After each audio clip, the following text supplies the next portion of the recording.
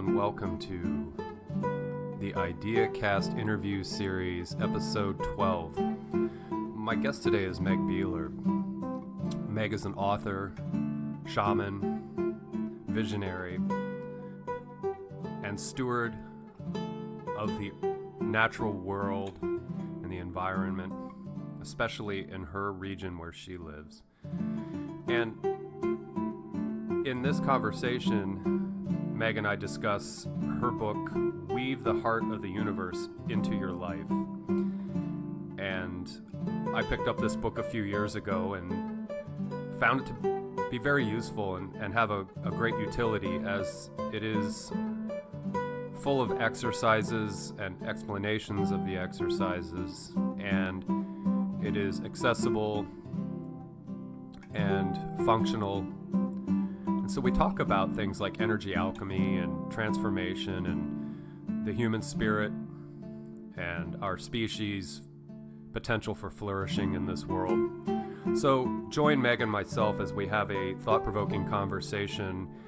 And of my interviews, this one leans into the spiritual aspect of the human experience, and I celebrate that. It's not important what I think of spirit or spiritual. I want you to bring your sensibilities into this conversation and let them fit where they may. So join us, and thank you so much for being present with us. And I'd like to welcome Meg Beeler to the IdeaCast interview series. I will confess this is a selfish indulgence on my part. I've read 2 of her books and I've followed her for the last several years. So I'm inviting the YouTube audience, the viewers, to come along with me because I'm indulging myself here. And you're going to learn about her books and her practice and her history. And I'm excited to present Meg Beeler perhaps for the first time, and I know people that I associate with who know Meg, and they'll be excited to see her and that I'm in conversation with her. So Meg, welcome to the IdeaCast interview series. I'm so grateful to have you on board today. Well, thank you, Justin. It's a pleasure to be here, and I'm looking forward to talking about consciousness and coherence and shamanism and everything that arises. Awesome. So I would like to start with allowing everyone to get to know you a little bit better, and your story of Meg, and then we'll talk about your journey. So if you could just introduce yourselves to yourself, well, selves, that's a frame. The dynamic Meg, I guess is what I'm saying. Anyway, if you could just let us know a little about yourself. Sure. I've been teaching shamanism and doing energy healing for about 25 years. And before that, I worked in Silicon Valley for 20 years, concurrently learning. But, and before that, I was a teacher in high school and community college. So I've done lots of things. And I was always a lover of the earth. From a very young age, I was actually more comfortable in nature than I was with humans. So my connection with the earth was really the ground of everything. But in my earlier days, I was a gardener and a backpacker and a hiker, but I didn't have any of the spirit part.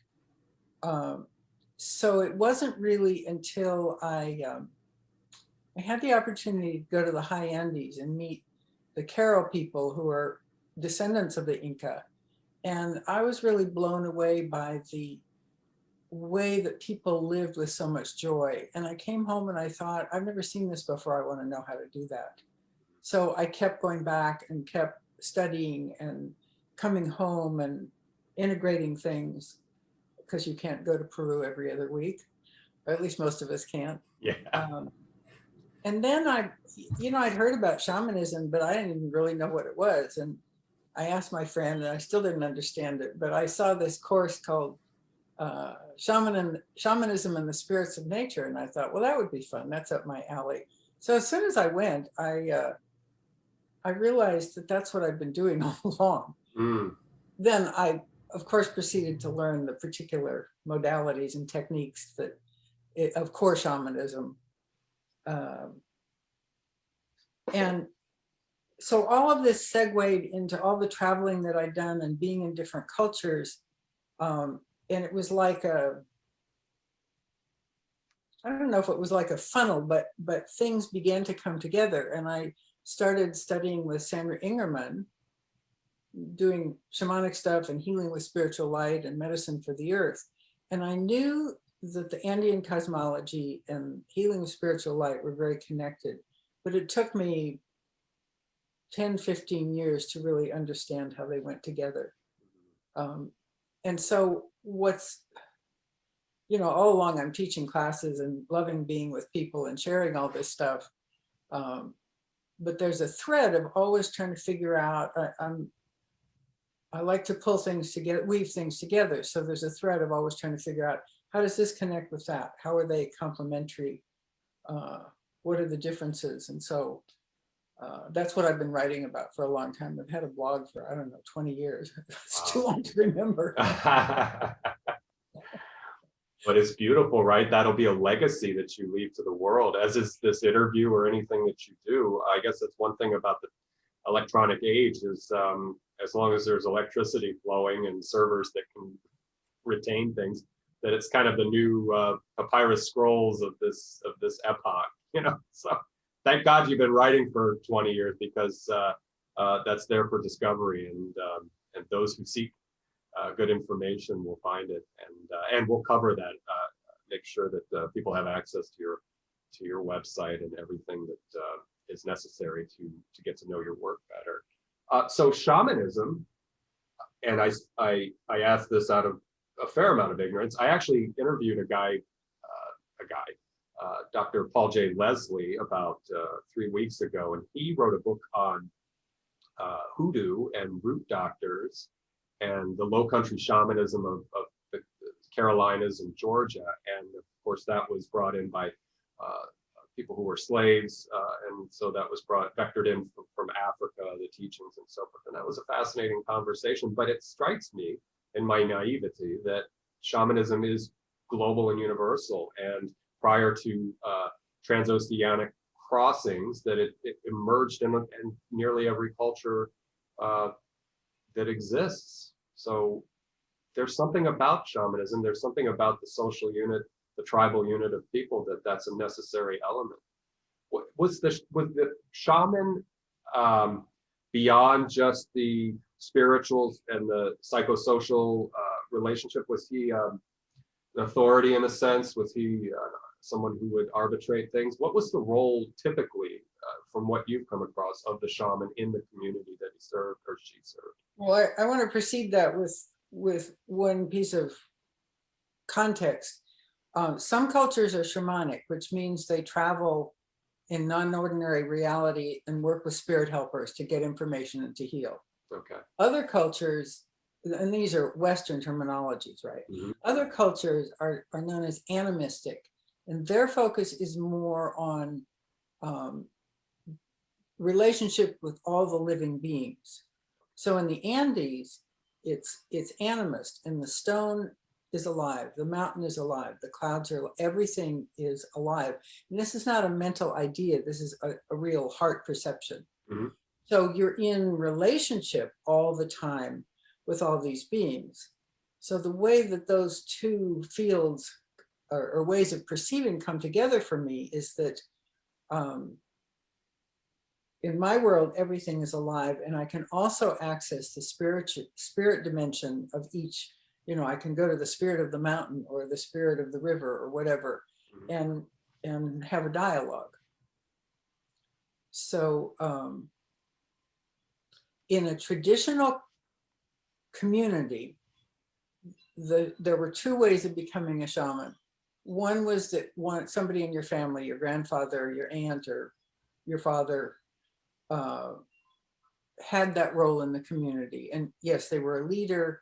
Some places they lived apart and were kind of feared. Other places they were more integrated, but they were definitely the go-between. They had the skill to go and ask the rest of the powers in the world for intervention or for what's going on or how to get balance. So I think that was your specific question. The other way of becoming a shaman was really through illness. In the traditional stories, recorded 200 years ago with like Inuit shamans, people would say things like, I was sick for 12 years, and when I finally gave in and started studying, I got well. So the calling came through severe illness, and that's really important because some people in today's world really do their healing through their shamanic work. And I think why that is shamanism is all about relationship and all about balance. So if your body isn't in balance, of course it's going to get ill. If the community isn't in balance, if the world isn't in balance, there's going to be more and more dissonance and chaos that arises, and that's the situation we're in now. Mm-hmm. So just one more thing on shamanic work. Michael Harder, who many people have heard about, really is what's called core shamanism.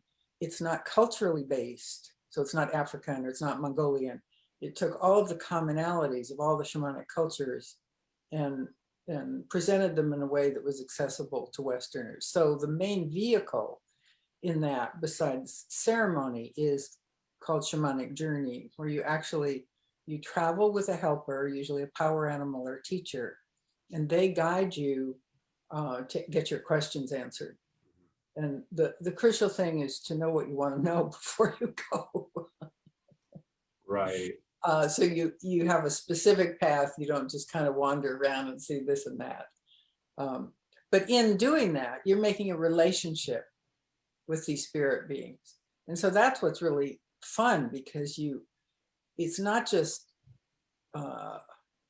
seeing this other being, but you also, the helpers come to you because they have some qualities you need. And so you expand your persona by learning from the jaguar. How does the jaguar act in this situation? How is the jaguar going to show me how to negotiate? What's the ego perspective? Okay. So it almost speaks of archetypal roles. And so what does, like you said, what does the jaguar represent? What does the snake represent in symbolic terms? Is that close? When I think in terms of metaphor, the answers all come in metaphor. Mm-hmm. So I'm a visual learner. I see pictures. And it took me a very long time to have dialogue in journeys. And I was envious of people who did, but finally it started happening. Some people hear, some people see, some people sense, and don't really have visuals. So each individual's learning modality determines how they get information. Okay. And there's a lot of practices to merge with and become these helpers so that you see through their eyes. Mm. So it's an experience. It's not a mental concept. That's very important. You could read 100 books about shamanism and you kind of know what it was, but if you haven't experienced it, you're not there. Much more of an integrated experience than sort of a conceptual experience from an outside perspective. Yeah. That makes sense. One thing in reading Living in the Heart of the Universe, you had mentioned about, I believe it was Celtic or Irish shamanism, and it led me to wonder that most of that probably happened prior to the Romans showing up and the introduction of Christianity and the establishment of the church. And in your experience, was shamanism able to survive the 1,000 or so, 1,500 years of the church dominating the narrative and so forth? And I don't say that in judgment to the church, because shamanism and esoteric learnings crept their way into Catholicism, which seems like an awkward relationship, but we see it in, again, the hoodoo culture and Louisiana and Santeria and the Louisiana voodoo culture. But anyway, in that Celtic, I assume, shamanism, were there other pockets of Europe where that was able to kind of stay under the radar, or did that all get threshed out by the... Both things are true. It was incredibly suppressed. I mean, in Ireland, when the English were ruling Ireland in the 17th and 18th and 19th centuries, it was illegal to speak Gaelic. Mm-hmm. Yeah. My mother's cousin said that when he was a child, he'd get a pence if he said something in Gaelic from his grandmother, because the language was dying. And when your language dies, your perceptual framework dies. So when I began learning, I felt extremely cut off from that tradition. In fact, my Irish immigrant ancestors were of the attitude that you didn't want to talk about fairies and the little people and all that stuff. Right. So it was like a no-no. So in the beginning, I felt like we were having to resuscitate and reimagine. And that happened, but I've also met people whose families and villages held on to a lot of the wisdom, not all of it. Mm-hmm. And it was held in poetry in the Celtic world as well. So it didn't die, it just seriously went under the radar.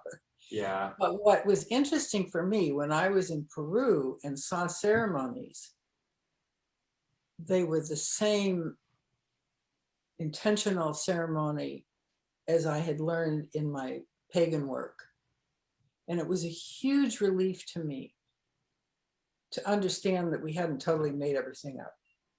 Right. Yeah, and that points back to my query about that. This seems to have come up just like pyramid building and a few other things, navigation and maritime skills. It all seemed to have developed independently amongst disparate populations, which is, again, it's amazing that claim whatever you will about that, but it's just fascinating. Helps put the empiricists, scratch their chin a little bit, and that's always good. Your book, Living in the Heart of the Universe, if we could segue into that, it's a beautiful, informative book, but it's also a great workbook, in my opinion. And you have so many exercises and examples of the periphery of the exercises and the work itself. And can we start opening up Living in the Heart of the Universe and talk about things like the energy alchemy and your process that you, having collected all these wisdom teachings for yourself and emerged as what I would consider an authority on a universal form of shamanism and wisdom teaching and so forth. If you could give a thumbnail to the audience about Living in the Heart of the Universe and its provenance, even though we've talked about your provenance and your emergence, but. So what I call energy alchemy is really, the foundation of it lies in the Andean cosmology that is alive and you're in relationship with everything. So I took my 20 years of visits and teaching and ceremony and watching. Remember, this is an oral culture I'm studying in. When I first went, nobody even spoke Spanish, so it was a translated thing. But you're being in a place and taking it in as much as you can, and nobody is explaining it. Nobody's sitting down and saying, well, this ceremony is this, this, and this is what you do, blah, blah, blah. So you have to really embed it in yourself somehow. And we would come home from our trips, and I had a group of friends in the Bay Area, and we did ceremonies on all the mountains around the sacred mountains around the Bay Area. And we continued our work together to feel our way into it. So there's an offering kind of ceremony called a despacho that I've done hundreds of on various mountains and with groups of people. And every time you do something like that, you embed it and you learn more. Anyway, this gets into the question of respecting culture. I didn't feel when I started writing that it was appropriate to say, well, this is how the Q'ero do things. This is the Andean way. Other people have, it's a conundrum for everybody, because it was as my friend and musician Tito Larosa said, which made my heart warm a few years ago in some ceremony we were doing. He said, I was a woman of their tradition. And that is the only time that somebody has said, you're really connected to us. So you can't say I'm a this. but you see how important the teachings are for you and your students and your life and the world, so you translate it. And you know, I've been a teacher all my life, and so how I learn is by doing things. And that's why there's so many practices that are you know, designed to really help people access this stuff, because not everybody can go to workshops. Right. I think I've gotten off the track, but get me back. No, I think that's important, because that leads to a broader topic or issue, and that is that in, say, the United States, and Europe, or North America and Europe, there are isolated pockets of this type of thinking and this type of work, but ostensibly the larger community of Western folks, we don't have access to this. There's a vacuum there, and it's not to say that it is essential, you know, that shamanism is the only means or method for sense making, meaning making, and divining something out of what seems to be just pure physicality. But it, to me, it strikes me as a beautiful tool in the toolbox, or an amazing tool in the toolbox, depending on what you think and believe, to steer us out and shift the course or the trajectory a little bit. And so, going along with what you had just said, I think it's necessary for people to go in and extract and understand and present, again, experientially rather than in a sort of instructional way, but more of an experiential way, to bring that element to our big tribe, the Western collective. So let me give you an example of energy alchemy. In one of the first things I learned in the Andes was the practice of what they call eating heavy energy, disordered energy. You know, you're sad, you're depressed, you're somebody just got mad at you, any stuff like that. So the first way that I learned doing that was to visualize a kind of tube going from my belly down into the earth, and to feed that energy to the earth. So I did that for a long time, and then somehow I missed the part about taking in lighter energy. So it took me quite a few years before I went, duh. So, so the whole practice is to release whatever density you have from your heart and your body, and take in lighter energy from the stars, from the wind, from the tree, from whatever. So you begin to be in this constant reciprocity and relationship with everything around you. And that's really the essence of any energy alchemy. I mean, there are many other pieces of it, but and I wanted to tell you one other thing. I studied some with Tom Cowan, who's a core shamanic teacher and focuses on Celtic stuff. And he works a lot with the three centers, the belly, which is the hara, dantian, the heart, and the third eye, the vision. Mm-hmm. That is totally parallel with what they do in the Andes. Working with the chakras it's been translated into that because Westerners know about the chakras, but that doesn't really happen there. Mm-hmm. So I took that belly, heart, third eye and worked it a lot myself, and began to understand that if those three things were in coherence, you were in a resonant field and you were coming from your whole self. Mm. And that was crucial because, you know, I was trained with the mind just like you were. Mm-hmm. And I always went to the mind first. And I have a good mind, but finding out where my heart was, and finding out in the Celtic world, your belly is your center of power. Okay. Your heart is your center of love, and your third eye is the center of your vision. So bringing all those into alignment makes a lot of difference in your experience of the world and your experience of yourself. Yeah. You know, we have language for that. It doesn't feel right in my gut. Mm-hmm. Mm-hmm. Listen to your heart.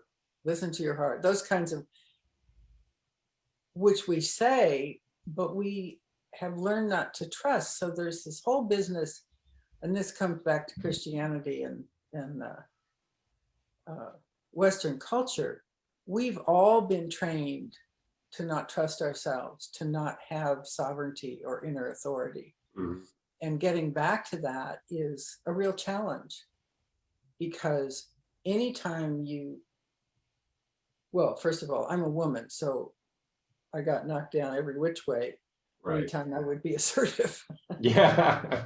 Didn't jive so well back. Still to this day. Still, yes. Yeah. But all of us in this culture are, we're supposed to follow what the church says, what the teacher says, what the parent says, what the boss says, etc.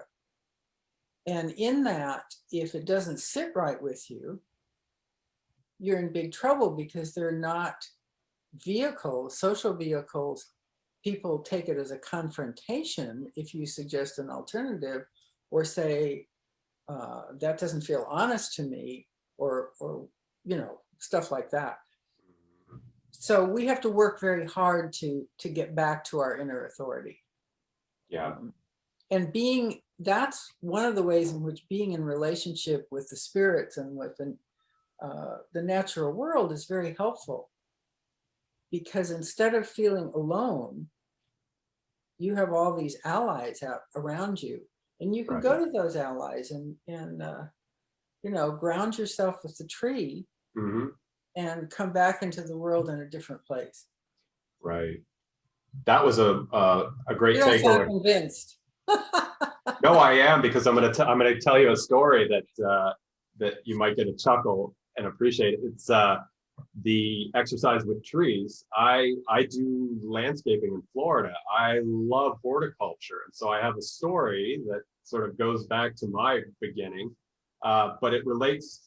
I'll start by saying that the energy exchange with the tree is beautiful. You go up, you get permission from the tree, you bring that heavy energy, and for those of you in the YouTube audience, let's think about this in symbolic and metaphor, and whatever energy means to you, go for it. But it's a good practice, and it's a good experience, and if you put stock in it, it has value. And so, to get to my little story, as a person who's been enamored with horticulture this whole life, when I was born premature, and I had some things going on that were sort of not in my favor, and so they in the hospital made the call that I wasn't going to make it, and they brought in an Episcopalian clergyman to my mother's recovery room as she had just given birth to me the day before.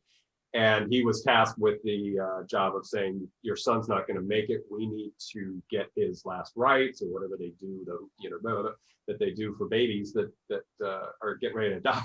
So when my mother got to the hospital and she filled out the admission form, she had written Druid down for religion, just to be a bitch, right? And just throw it in. And which I say bitch respectfully, just it's none of your business what I am. But anyway, she wrote Druid. So this poor Episcopalian walks in, and it's almost like a joke. He's like, my dear, we have to take this seriously. Your son is terminal, blah, blah, blah. So he got nowhere with her because she's stubborn, right? And so he walked off, threw his hands up. And so they had an Irish priest somewhere in the same hospital. And he came in and called her crap, because she grew up basically in a kind of Irish quasi-Catholic kind of environment. And so he came in with his brogue, and he says, you're going to have to cut the crap. And, so it was just funny that she sort of put Druid down as what we were. And again, lo, these many years later, I kind of chuckle, because after having read your book, and you even have a video on YouTube about doing the process, I made friends with pine trees and oak trees, and, I go up to them and do my thing. But I just go back to that cute little story about how she wouldn't give any ground on the last right. Nowadays you could actually insist that you want a Druid minister or something like that. Oh, that's great. I love it. I mean, there are pagans who go, they're not specifically Druids necessarily, but they're pagans who go and do that same kind of ministry. Oh, that's cool. Yeah, things have changed since the late 60s when I was born. Yeah, they had like vanilla and French vanilla, and that was it. You Well, know? maybe that's only in California. So Oh, that's true. You guys I are don't pretty know about wild. Iowa. Yeah, you guys are pretty wild.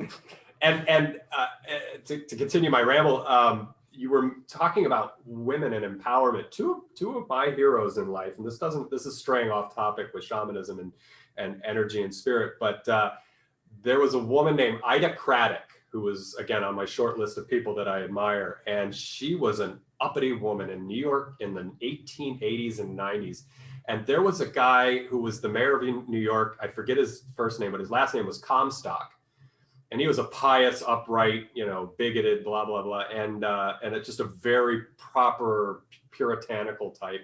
Ira wrote sex therapy books in the 1880s and marriage counseling in the vein of intimacy and how those poor Edwardian folks could have intimacy. So she was like Satan incarnate as far as this Comstock. So there's this whole thing, if anybody's ever curious about this row between Comstock and Craddock, and bless her heart, I think she committed suicide because she caved to this, just the tremendous amount of toxic nastiness that she probably had to deal with. But anyway, she's one of my heroes in life because she just had the chutzpah to say this is an essential part of being human, and you have to take some ownership in that, especially if you marry someone and you have that as an aspect of your relationship. Anyway, and there's another gal named Annie Besant that I would pass on to anybody who wants to meet a fine uppity woman. And she was a minister's daughter in the UK, but she ended up becoming more of a socialist and a labor organizer in, again, that same time period, mid to late 19th century, and just a very eclectic woman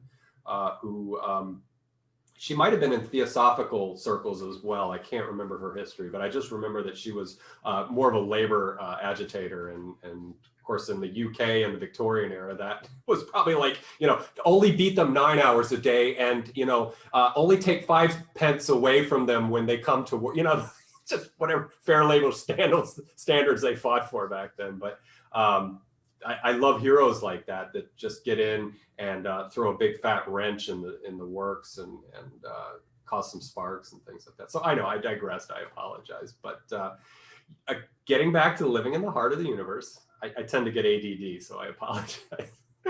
But again, there are meditations and exercises available in the book, and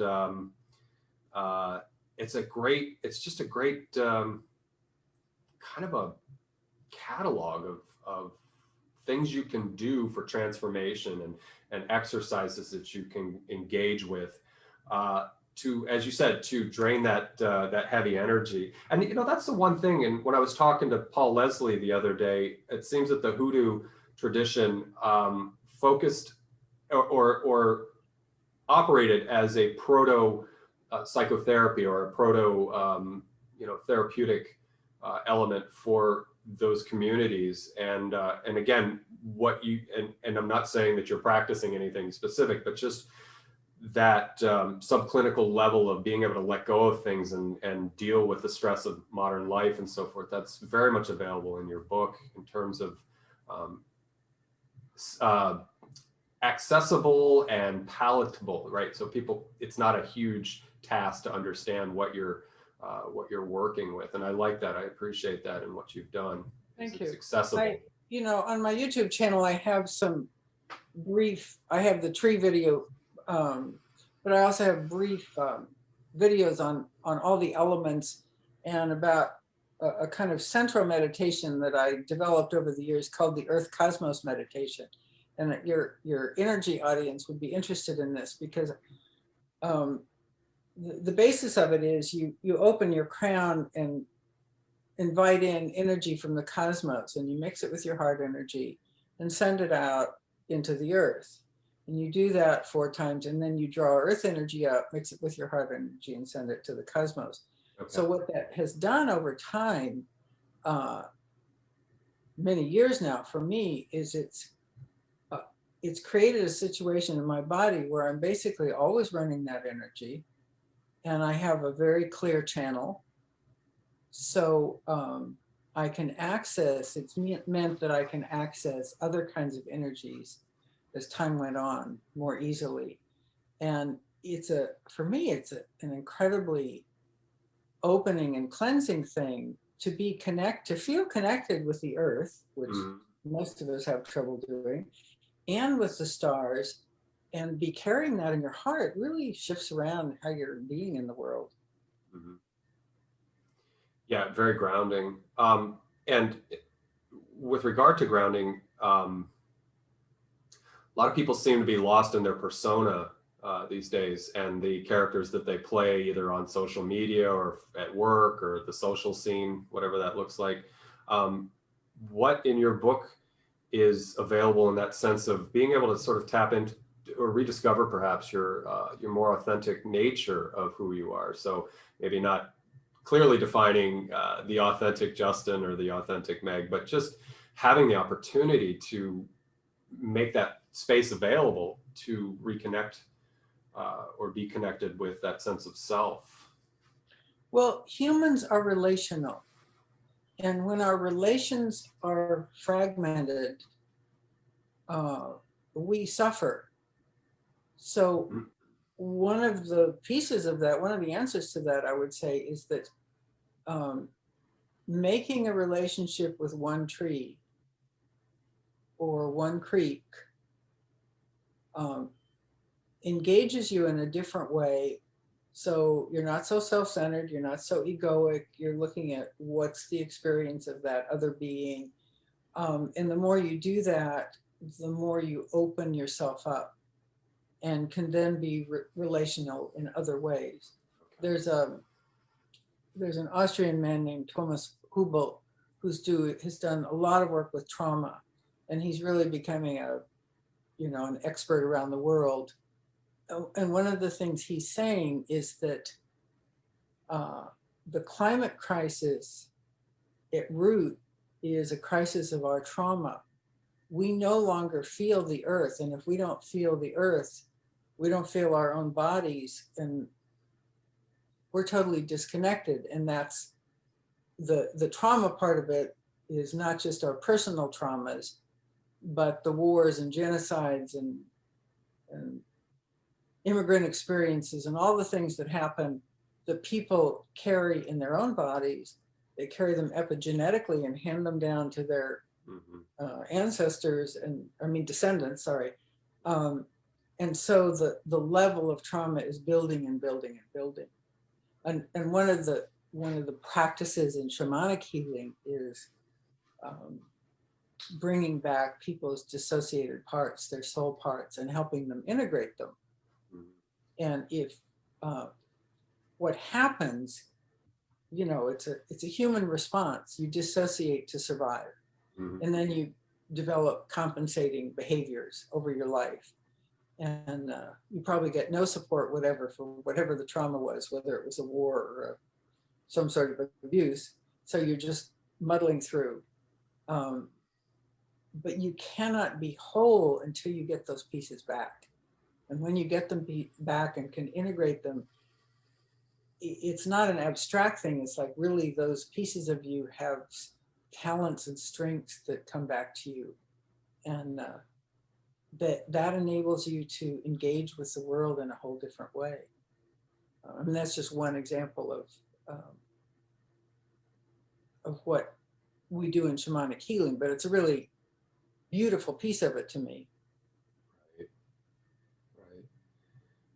I recently interviewed a woman named Dr. Angwin St. Just, and she's a traumatologist, and her work partner for years was Peter Levine, and he wrote I can't remember the title, but The Tiger Book.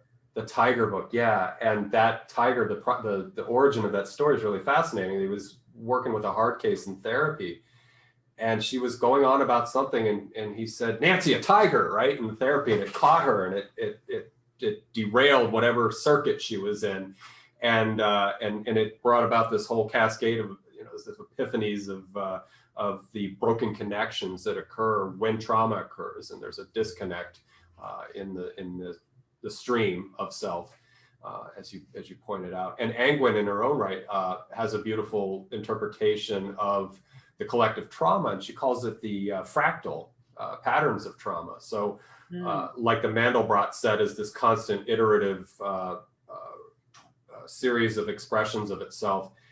She sort of puts that out as a sort of symbolic or metaphoric representation of what you were just saying with the, carrying it through an epigenetics, or carrying it through socially in a mimetic sense, or an energetic sense, any of these means of vectoring on the trauma to the next location or the next population or the next generation. And so for me, that's a neat way, because you can go online and look at the Mandelbrot sets just for going on almost forever.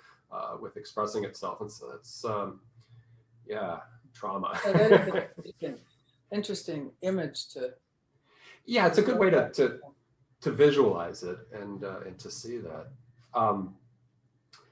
Weave the heart of the universe into your life. Is it fair to say that this is a continuation of living in the heart of the universe, and it provides another level or layer of exercise and awareness?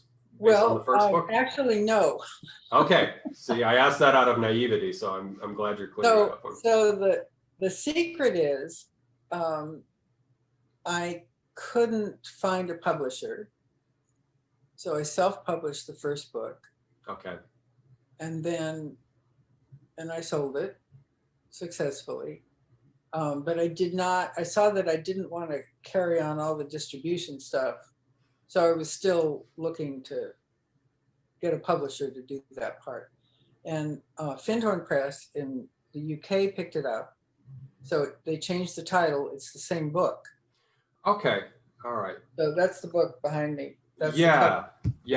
I've got a copy. Yeah. And so that's one of the reasons I guess, again, I was asking out of naivety, because at least in the very beginning, for those of you watching the video, I read these books about 3 years ago, and I confessed to Meg, I said, I just kind of caught up on them, even though I read them thoroughly about 2 or 3 years ago. And that's why I ask. So there's in Weave, so it's about it, in other words, is living in the heart of the universe still available, or? No, when you get a publisher, they make you take it out of Amazon. Okay, so essentially, so I have like very few copies left. Oh, okay. So I've got a Meg Beeler, and you very signed valuable, very valuable. Yeah, right. And you signed it too, everybody. She did sign it for me, so I appreciate that. A couple years ago. All right, so this is the book we want to focus on, and that actually spares me of asking you a whole new round of questions on Weave, and that's good in a way, but. Thank you for clarifying that, because I was again flipping through them to get caught back up to speed so I could have a good conversation with you, and I was like a little confused. I was like, wait a minute, didn't I just catch that yesterday? Because I read one and then one, and all right. Yeah. Well, it's a sad commentary on the world of publishing. Really, so I don't know the statistics now, but 5 years ago they were publishing, 30,000 books a year. Okay. Nobody can keep up with 30,000 books. So now you can only get a publisher, A, if you're very well known, or B, if you have this huge social media presence, or C, if somebody like really resonates with your book and picks you up anyway. So it's sad, and it's less about quality writing and quality content than it is about how much it'll sell, which is understandable sort of from a business point of view. But unfortunately for me, Findhorn was then bought by Inner Traditions, which is a long established publisher, but I already knew that they do nothing for their authors, and they literally have done nothing. So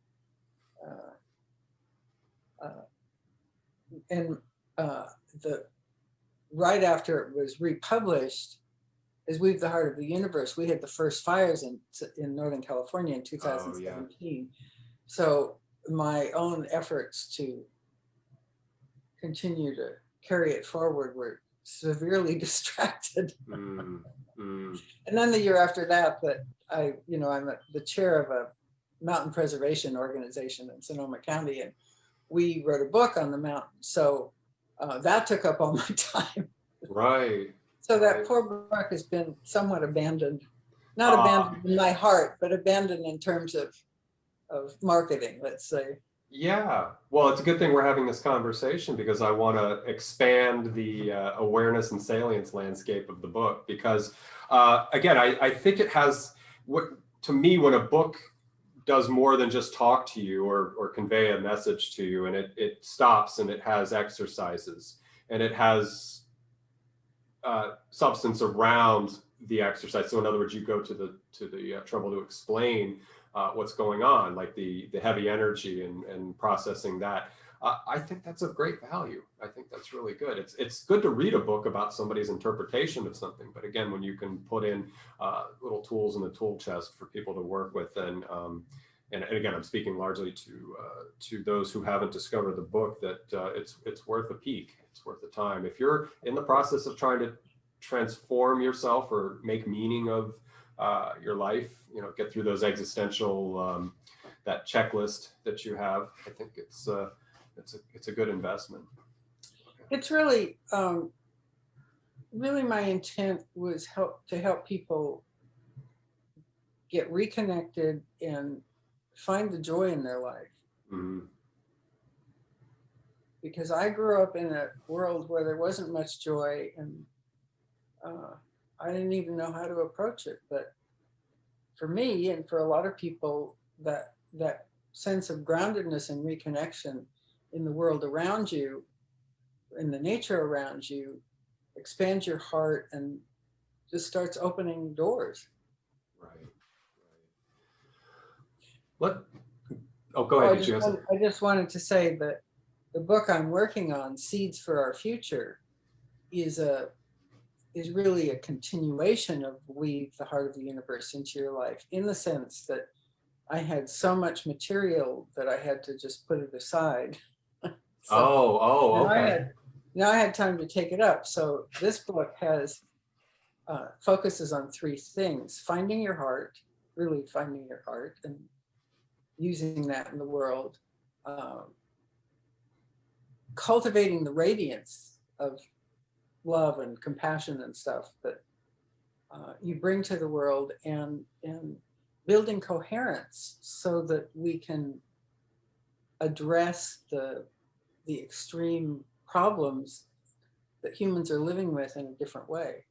Mm-hmm. It's not so much about the earth as it is about our relationship with each other and the earth. And it's even more idealistic than the other book. Why not? Idealistic is necessary, I think, because Einstein said you can't solve a problem with the same ideas as created the problem, and I think that's really true. Right. We need a whole different approach to each other and the world, and so coherence has become a really big part of my thinking. Yeah. On the subject of books and self-publishing, I'm cobbling something together myself, and one thing I emphasize in the writing that I'm doing is to rediscover and put a much more mature value on imagination. And when we think about all of the great inventions that have come into being from abstraction, from pure mind or pure nothingness, essentially, nature sort of nudged us for some of the bigger things. But again, like in the age of technology and strings of ones and zeros, and again, just complete abstraction of mathematics, churning out these otherwise tangible, either commodities like this computer behind me or experiences, it all came from the mind of a handful of people. And as you pointed to, let's get into the idealism, both the ethical and perhaps where I am with like metaphysical idealism of saying that we have to rethink things. We have to, as Disney calls it, it's imagineering, right? So your imagination is engineering something new. And that's where all of the great inventions have ever manifested from, is from popping essentially. Again, they were informed by necessity. They were informed by the physical environment. So, things like wheels and very basic things were inspired by like necessity being the mother of invention kind of thing. But again, there's this area of creative invention that will certainly, I think, play a key role in hopefully our new renaissance, or our new, I don't like the word awakening, reawakening maybe, because there were times when we had it together a little bit more, I think, in terms of the value of life and the value of living and so forth. Well, I think, imagination comes from the heart as well as the mind. Mm-hmm. And the reason I put so much emphasis in the first quarter of the book on the heart is that we're pretty disconnected. Many of us are really disconnected from our hearts. Mm. We have sort of messed up ideas of what love is. Yeah. Love is you're going to reflect me in a nice way. Right. Right. And we're not really good at, humans are really not very good at being compassionate. I mean, those are inherent traits in humanity, but we've lost them in the modern world. So finding your way back to your heart is essential, because the mind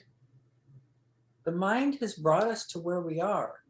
In the modern world, the overemphasis on the mind has created all this belief in technology and created all these problems that, if we just make a new machine, we'll fix it. Right. And that's not helping climate change, and that's not helping anything. Yeah. There's this, I call it, perhaps it's escapism, but it's that, again, it's like you said, it's the science fiction of, if we can just download our consciousness into a machine, or we can be post-human and semi-cyborgs and go off to Mars, that's all, and there are people who could articulate it better who do psychology, but it's wishful thinking, and it is escapism.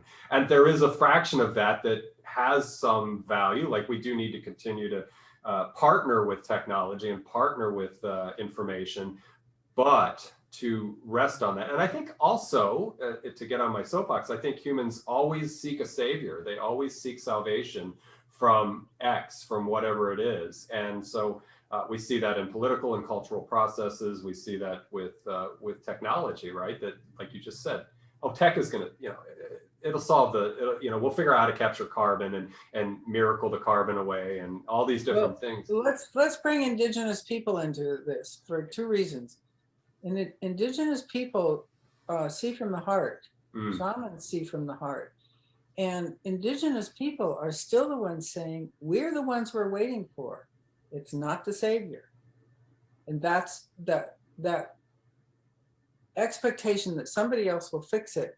And also somebody can be there. So if they do something I don't like, I can say they're full of shit, which is dominant in our culture now. Yeah. To be dismissive of people you don't like. And this whole thing of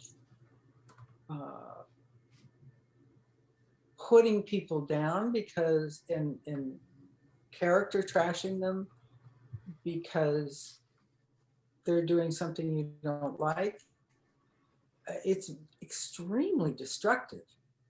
Oh, sure. Indeed. And again, we could just go to Psych 101 and realize that a lot of that is projection, a lot of that is sort of fulfilling confirmation bias and sticking with in-group and tribal thinking and sort of preserving that narrative, that constructed narrative that, if we just keep pushing this square peg into a round hole, that everything's going to be fine. And I heard something from, I interviewed one of my favorite philosophers, and he made a good point that we in the Western world and the first world and the techno 21st century world can blow ourselves straight to hell, and the cultures that are of the earth, the people in sub-Saharan Africa, the people in the rainforests of the Amazon, in Micronesia, New Guinea, all these places, they won't miss us. And as long as we don't irradiate the planet with nuclear weapons, they'll be fine and they will carry on. And that's, I say that to point to what you had just said, that their wisdom and their knowledge that is necessary, I believe, to be, again, in cooperative partnership with nature and the world around us versus that, conquer, kill, and destroy nature mentality that we've kind of, and I don't want to drag the West through the mud. We've done good, and we've all, it's duality. We've had shadow, we've had light, but part of the shadow, unfortunately, was that we have to we have to tame nature, we have to subdue her. But I love what he said, that, you know, we can all perish from food scarcity, water scarcity, or whatever failures occur in our system that we are so wholly dependent on, right? I fully admit, I'm done, I'm toast. If my food supply chain drops, if my water, I might be able to get by on water for a little bit because I live in Florida and it rains a lot. But you know what, the food thing, you know, we're toast. And the folks, again, who know how to live off the land in the sense that they're in that harmony. So it's not that, you know, survivalist kind of mentality where, you know, you got your, whatever they get, the MREs and the, you know, Vienna sausages, 2 years worth of that. I'm not talking about that kind of survival. I'm talking about living for the next 500 years without any, anyway, I'm rambling, but. Can we talk about scarcity for a minute? Yeah, sure. So most of us have a scarcity mentality that I don't have enough money, I don't have enough boyfriends, I don't have enough. Right.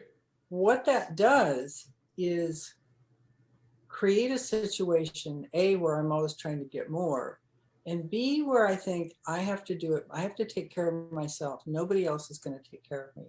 So it's a huge contributor to the what I call radical individualism. Not just individualism, I want to be my whole self, but individualism, I'm the only one who's important. Yeah. And people, we don't say that directly, but we act like that.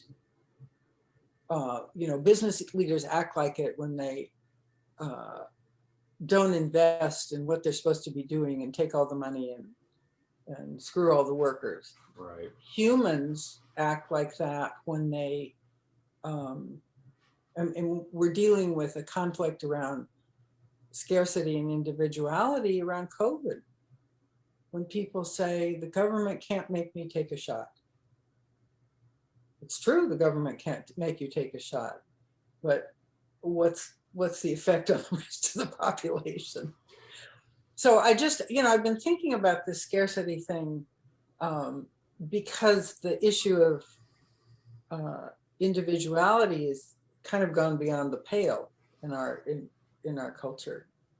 And it's a, you know, it's a serious problem that we're like, we don't know what to do about it. But one of the ways is to shift the perception around scarcity. And, you know, it's hard when you're living day to day and you can't pay your rent. I'm not saying that's not real, but it's a mentality. I learned really early on when I used to do a sliding scale for my classes. Okay. And I noticed that, you know, because I wanted to make them accessible to people. What I began noticing was that the people who had the most money would often pay the least because they had this feeling of scarcity. And the people who were seriously broke would give us, you know, a lot because their head was in a different place. And that was very intriguing to me. Yeah. That the scarcity we feel is not entirely based on what we actually have. Right, right. And there I am in the Andes, in these mountains where people live in stone huts, thatched. It's 15,000 feet and extremely cold, and they're joyful. And the kids are malnourished, and there's no doctor, but they have the stars, and they have these amazing mountains, and all. So their attitude is not of scarcity; it's of joy and connection. And that's built into, I mean, it sounds kind of amazing, but it's built into all the cultural aspects of, in the villages, reciprocity is built into how everything is organized. So one time we came back and the women in this village where we went didn't have a place to go and be together. The men had a house, the women didn't have a house. So we raised a bunch of money, sent it to the women. And then we heard that the women gave half the money to the men, and we're like, what? Yeah. And it really took some thinking to understand that gesture was so there wouldn't be any resentment or envy. And things would stay in balance, even though they couldn't finish their house. Mm. And it was a really good lesson that, in that community, the balance was more important than getting the house, getting what I want. Right, the comfort and convenience. Good lesson to learn. And I couldn't agree more that Western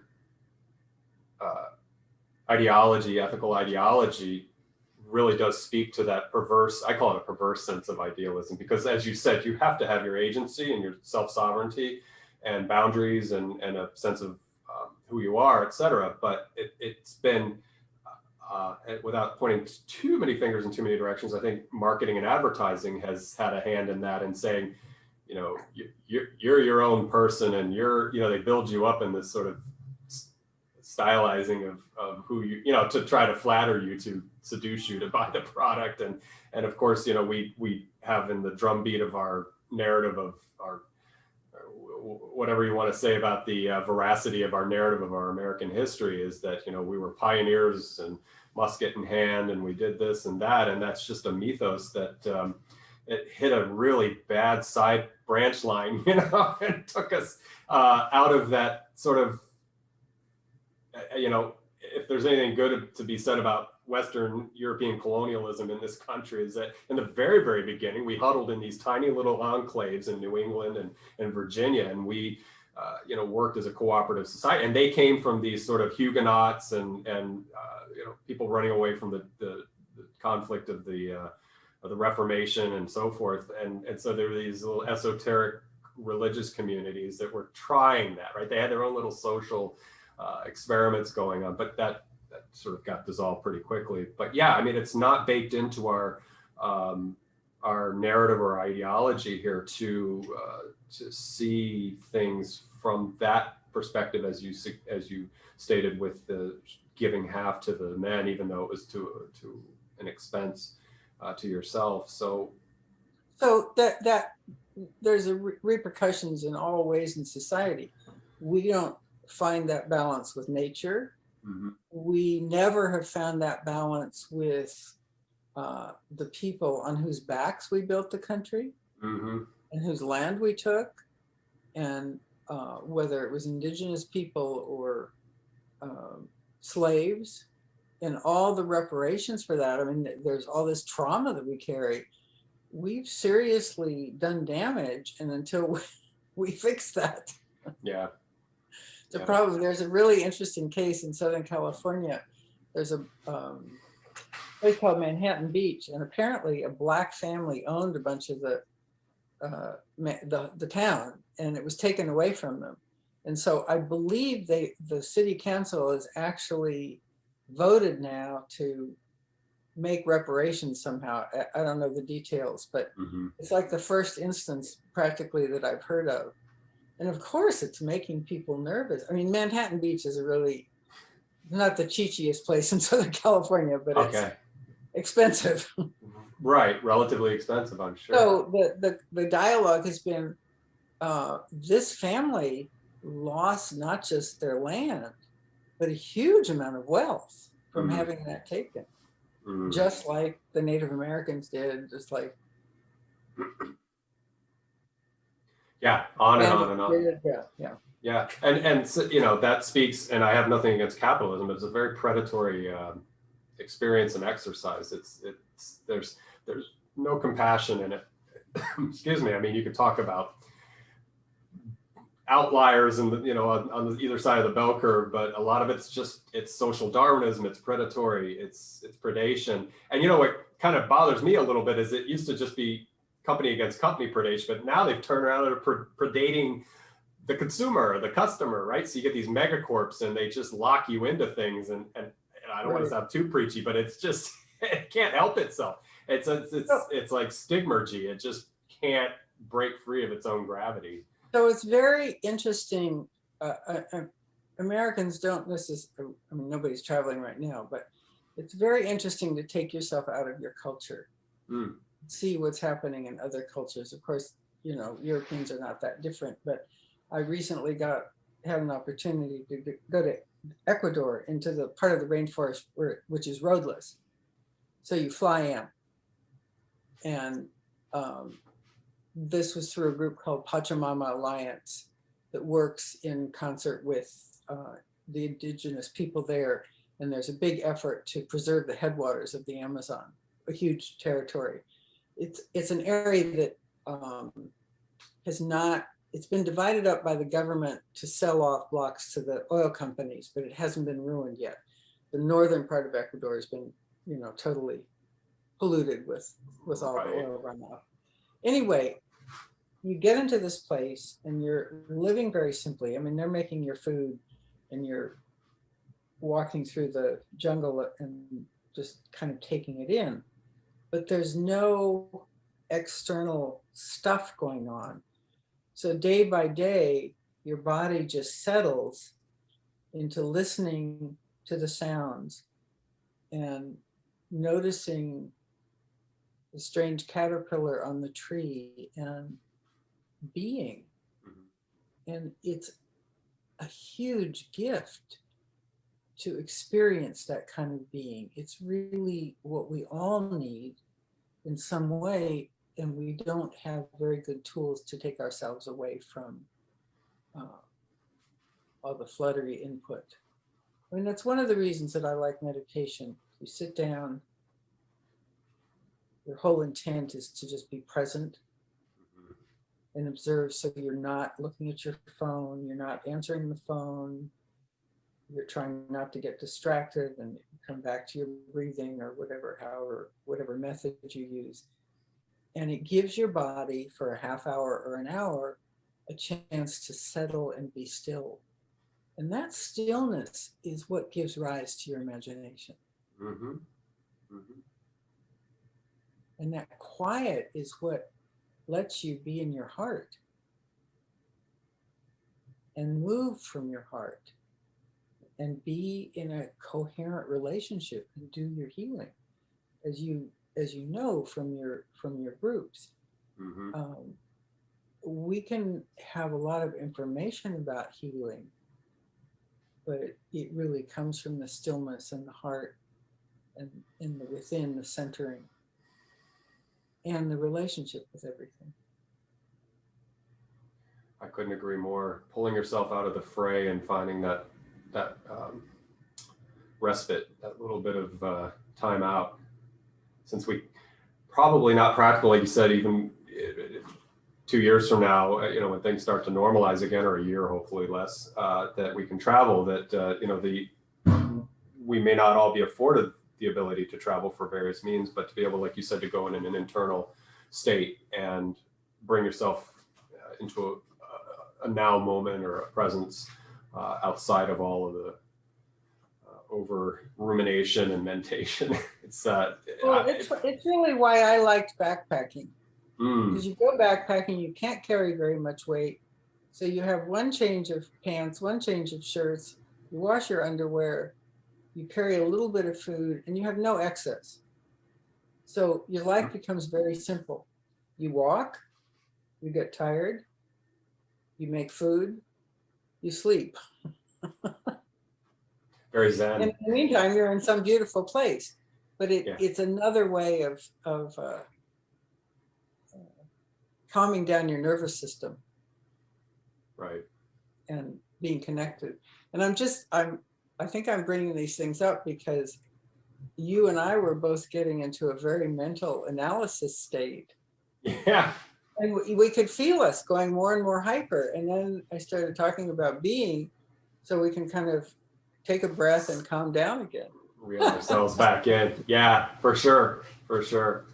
Yeah. I tend to get excited. I got that ADD thing going, and it's like, but you're right. And so, for folks like myself, I joke about ADD, but I was diagnosed as severely dyslexic as a kid, and now they call it ADD, I think. And I confess to having a very obsessive personality. So meditation for me is my grounding tether to stability, and I don't consider myself a terribly ungrounded person. It's just I have the propensity to just overpower everything and just bowl my way, like just bulldoze through things.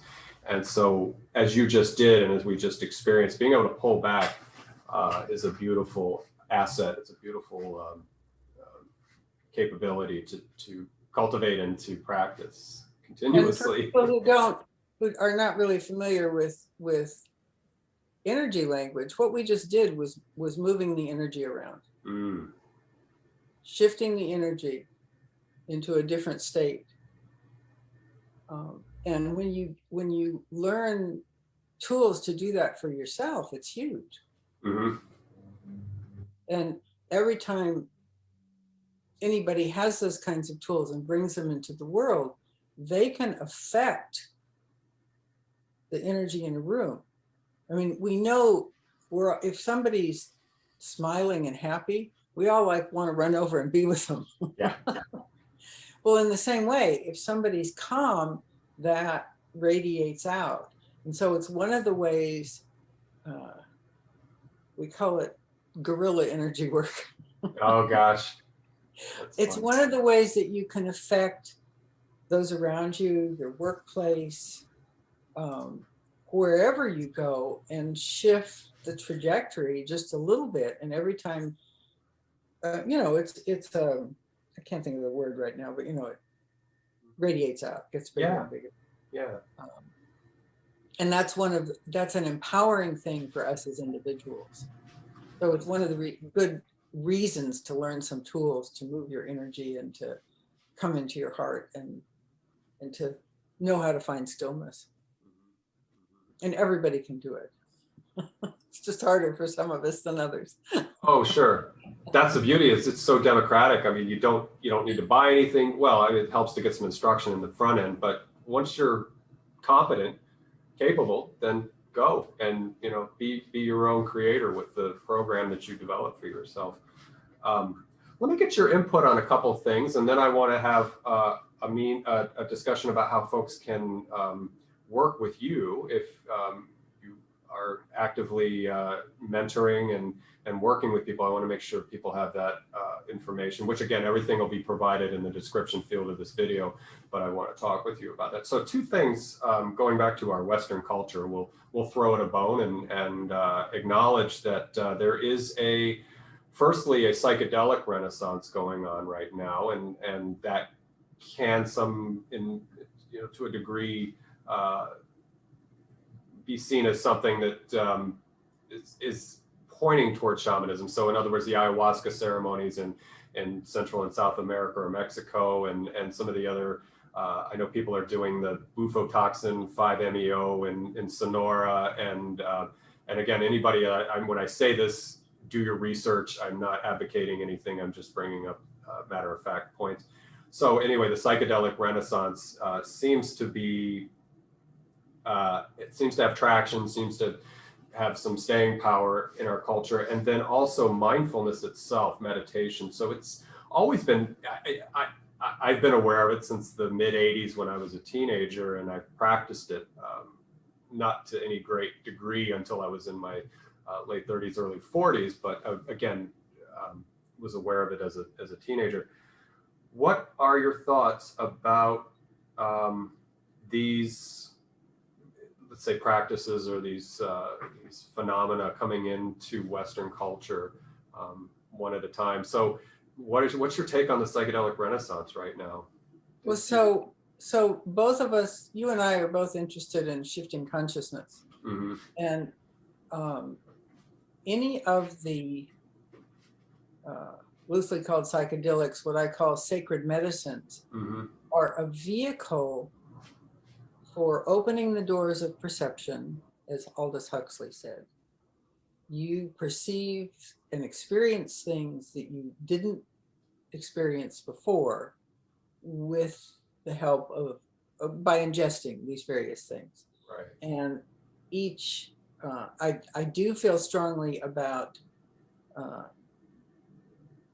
natural versus lab created stuff, because lab created stuff is just, I mean, there's some benefits in some situations, but the traditional medicines have a great reverence in their cultures. Mm-hmm. and they're accompanied by ceremony. It's not just that I take this or that. The ceremony holds the space. The ayahuasquero or whoever is leading holds the space and helps people move through things. So it's a whole process, and the spirits are all there too. The spirit of the plant, the spirits of the environment, the whole thing. So removing the substance from its natural place and taking it in somebody's apartment has certain disadvantages. Yeah. And all those things, you know, I'm old enough, so I ingested various substances in a let's see what this is like kind of way. And it really opened my eyes. Right. It changed my life. For me, the value of the shamanic practice is that every day, if I want, I can continue exploring and opening those doors. I cannot take ayahuasca every day. My body would not manage it. And my ayahuasquero in Peru had taken it so much that it was affecting his whole physiology. I can't remember the specifics now, but I know he talked about that. So mindfulness is, you know, stepping into the next part of the question. It's really foundational for the quiet and the beingness that we were talking about.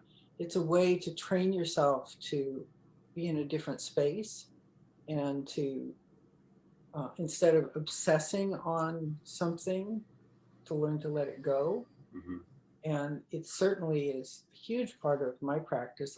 I learned to meditate when I was, I don't know, maybe 27. And I've been doing it ever since in various forms. Not, for me personally, you know, I learned Vipassana meditation and I did 10-day retreats and they were fabulous. But I was uncomfortable with the guru nature of it.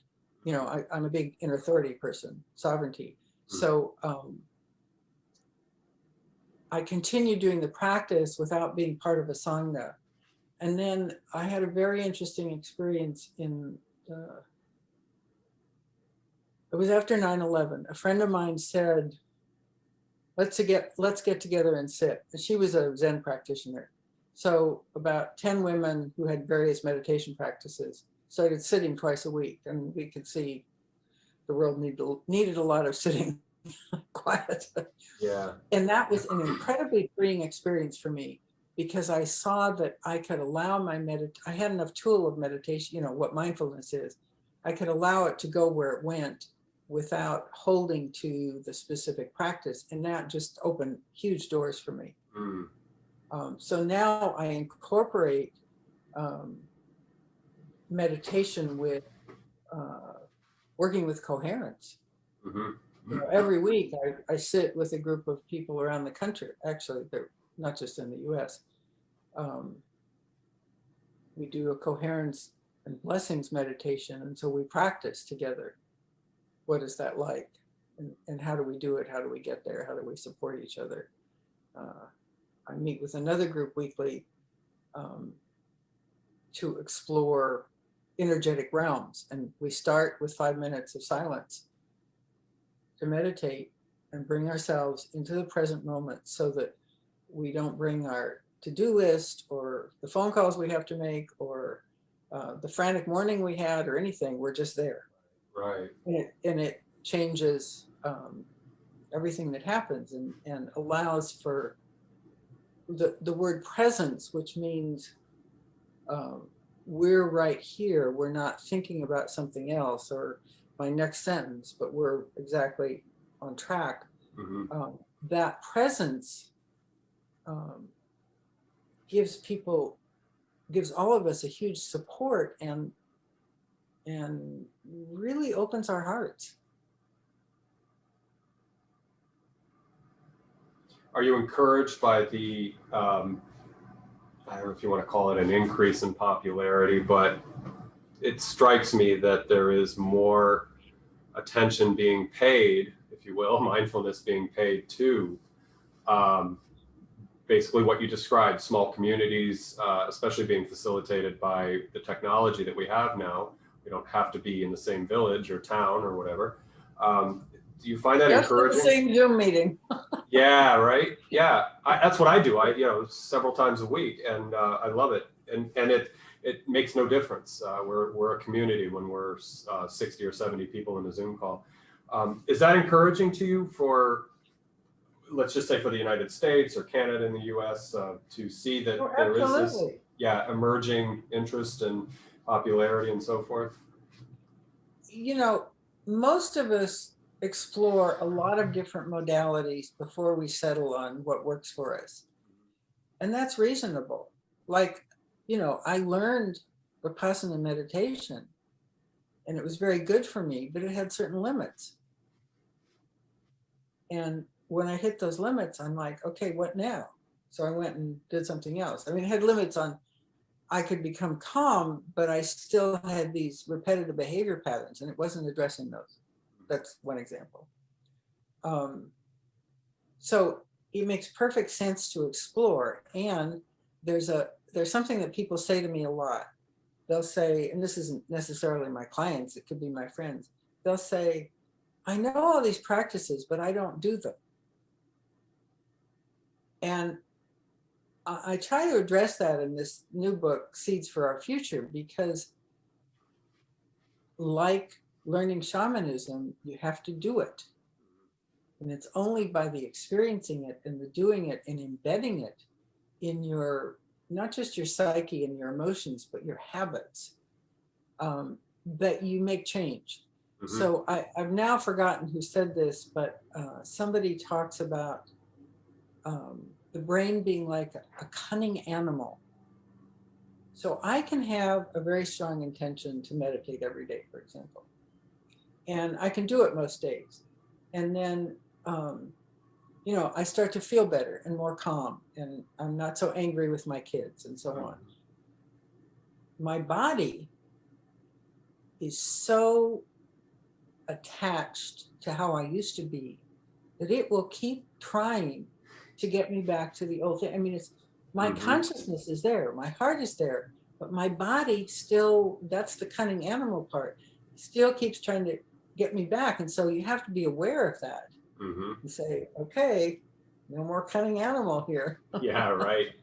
Put a leash on it for sure. No, I know exactly. I deal with that.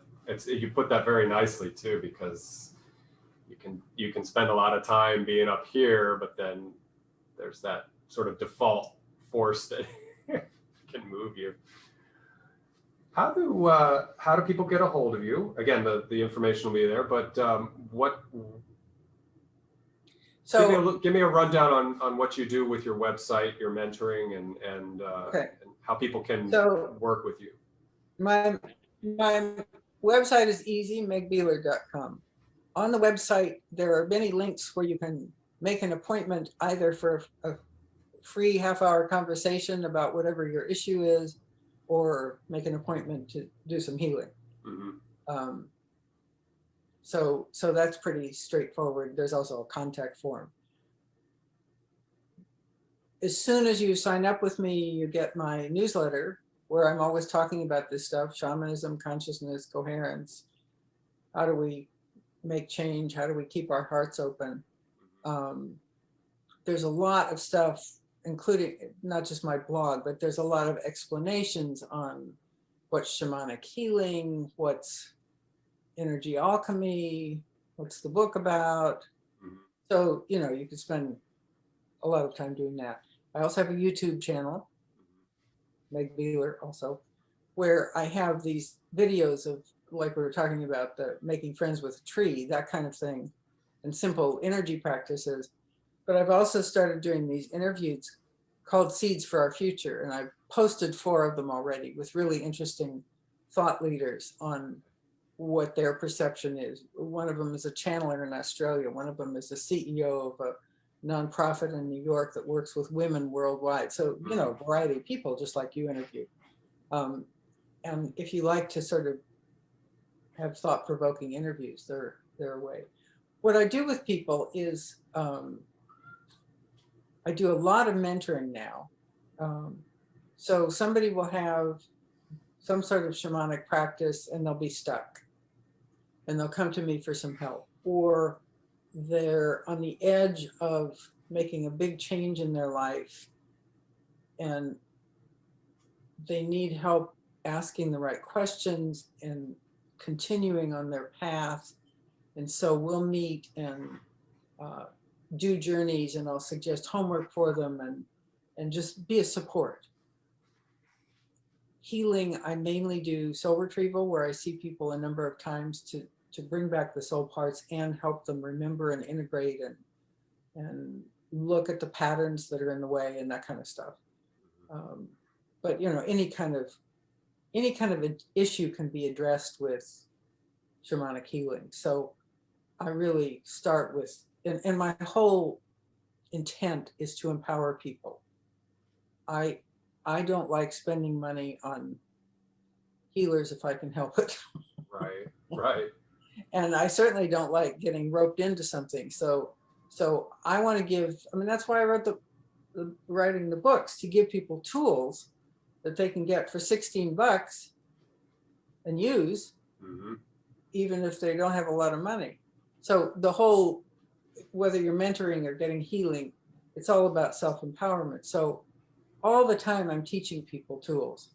When I meet, you know, I teach people how to create sacred space. I teach people simple energy practices, teach them how to do shamanic journeying, all that kind of stuff, just kind of as a side while we're doing other work. And hopefully when we can gather again, I'll be doing ceremony again in person. It's not that much fun to do ceremony on Zoom, but it's some things are best done out in the field or somewhere in nature, right? Yeah. Maybe that's what anyway, I'm accessible.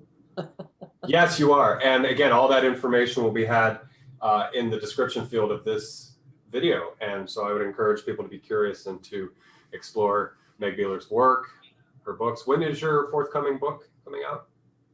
Do you roughly? Hopefully next year. Okay. All right.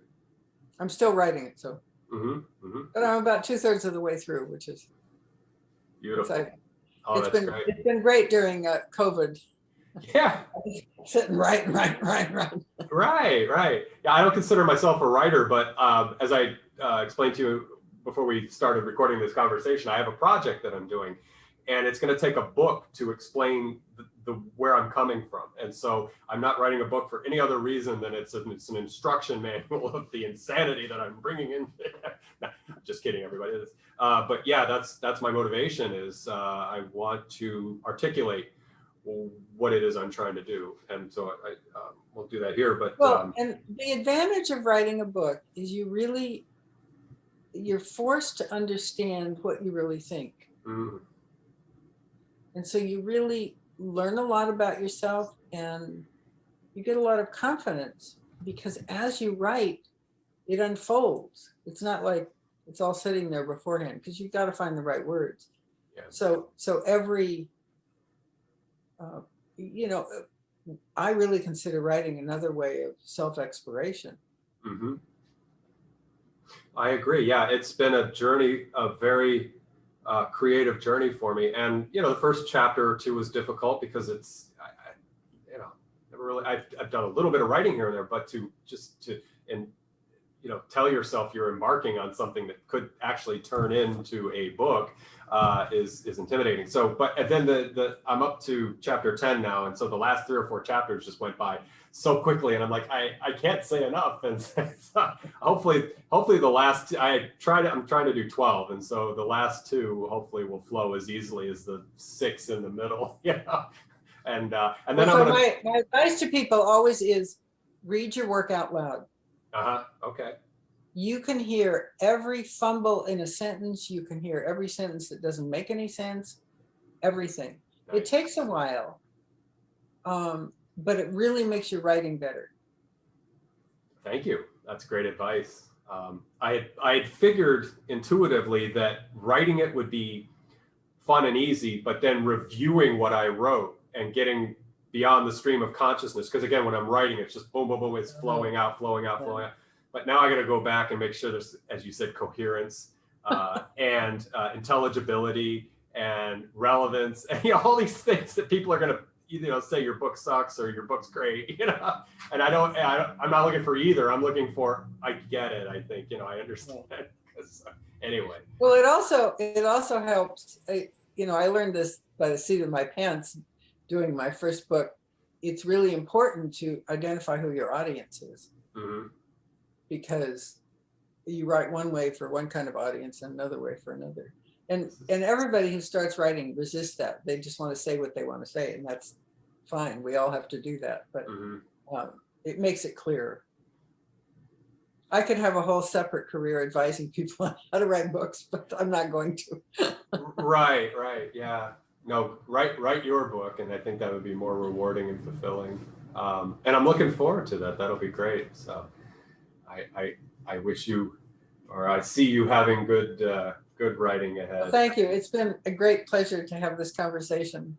Thank you for reaching out, and it's fun to weave all over the place. Yeah, it is. And I knew instinctively or intuitively that just like today, sometimes I think you're my 12th interview, and a lot of the other persons that I worked with, I was not intimidated or nervous, but just like apprehensive in a sense, like, what am I walking into? Are we going to connect, and are we going to flow, and are we going to have things to talk about?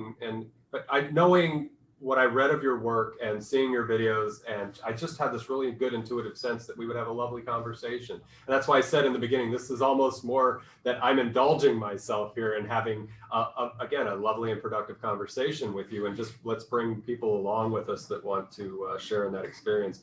And as you said, we can be frenetic one minute and then bring ourselves into a beautiful space the next minute. And so we'll call that the theme of the video. It's like that we explore both energy and calm.